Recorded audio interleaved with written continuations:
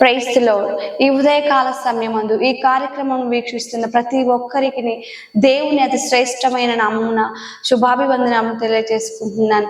ఎలా ఉన్నారండి అందరూ?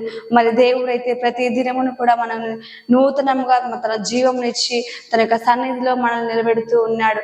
ఆయన నిలబెట్టడమే కాదు, కానీ తన యొక్క వాక్యం ద్వారా మనతో మాట్లాడుచున్నాడు. మరి ఈ రోజు మనం చూసినట్లయితే పేతురు రాసిన మొదటి పత్రిక 5వ అధ్యాయం 6-7 వచనంలో చూసినట్లయితే, దేవుడు తగిన సమయమందు మేము హెచ్చించినట్లు ఆయన బలిష్టమైన చేతి క్రింద దీన మనస్కులయుండుడి.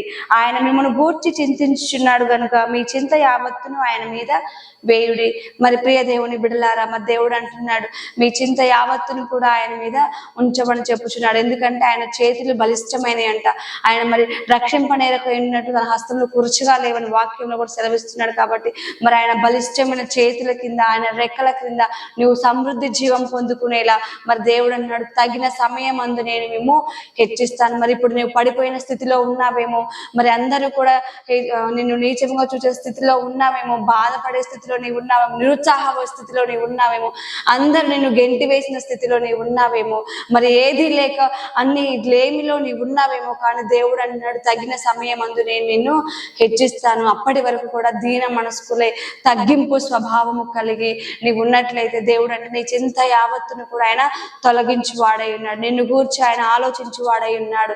నీ ప్రయాసం మొత్తము కూడా ఆయన తీర్చి వాడై ఉన్నాడు. కాబట్టి మరి ఆయన చేతులు శక్తివంతమైనవి, ఆయన చేతులు బలిష్టమైనవి. ఆయన రెక్కల క్రింద నువ్వు తలదార్చుకున్నట్లయితే ప్రతిదీ కూడా ఆయన నీ పట్ల జరిగించువాడు. కాబట్టి ప్రియ దేవుని బిడ్డలారా, మరి అనుకుంటున్నావేమో, నేను ఇంత ప్రార్థిస్తున్నా దేవా, నా ప్రార్థనకు నీవు జవాబు ఇవ్వడం లేదయ్యా, ఎందుకు నేను ఇంకా ఈ స్థితిలో ఉన్నాను, ఈ కృంగిన స్థితిలో ఉన్నాను, లేవలేకపోతున్నాను ఎందుకు ప్రభువా, ఈ సమస్యలు ఎందుకు నన్ను లేవనివ్వలేకపోతున్నాయి, నేను ఎందుకు విడుదల పొందుకోలేకపోతున్నాను, నువ్వు బాధపడుచున్నావేమో. ఈ ఉదయకాల సమయంలో దేవుడు నీతో అంటున్నాడు, తగిన సమయం అందు నేను నిన్ను హెచ్చిస్తాను. మరి ఆ సమయం వరకు నీవు ఓపికతో విశ్వాసము కలిగి అబ్రహాం వల్ల నిరీక్షణ కలిగి ఆయనలో ముందుకు సాగినట్లయితే ప్రియ దేవుని బిడ్డలారా, దేవుడు అన్నాడు, ఆయన బలిష్టమైన రెక్కల కింద చేతి కింద నిన్ను హెచ్చించువాడంట. మరి జీవమిచ్చు ఆ దేవుడు తన మాట ద్వారా నీతో మాట్లాడుచుండగా, వాక్యం ద్వారా నీతో మాట్లాడుచుండగా నిన్ను ఓరడిస్తున్నాడు, నిన్ను ఆదరిస్తున్నాడు. కాబట్టి ధైర్యం కలిగి ఉండుము. దేవా, ఆ తగిన సమయం వరకు నేను ఎలా వేచి ఉండాలో నాకు నేర్పించవా ప్రభా, దేవా ఎంతగా నేను తగ్గించుకోవాలో నాకు నేర్పించు ప్రభా అని ఈ దినమున నువ్వు ఆయనకు అప్పగిస్తూ, ప్రభా నీ రెక్కల క్రింద నేను మరుగైండుటకు నాకు నీ కృపను దయచేయవా అని ప్రార్థించు.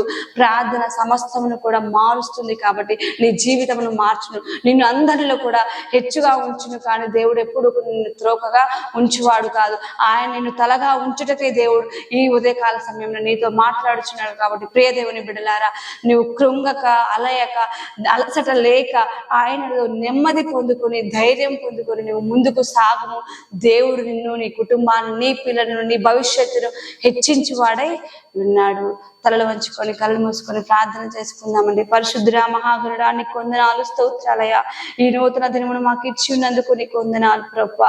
అయ్యా, ఏ మంచి లేని మమ్మల్ని కృపలో నిలబెట్టుకొని ప్రభా, అనుదినము కూడా నూతనమైన కృపతో మమ్మల్ని నింపుతున్నావయ్యా, నీకు స్తోత్రములు ప్రభా.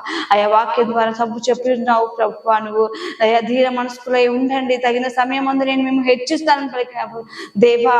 అయ్యా, ఓపిక కలిగి తగ్గింపు కలిగి ప్రభా, దీన మనస్కులై నీ వాక్యంలో ఎదుగుటకు మాకు నీ కృపను దయచేయండి. మా చింత యావత్తును నీ మీద పెట్టి మేము జీవిస్తుండగా ప్రభా, మా చింతను తొలగించయా.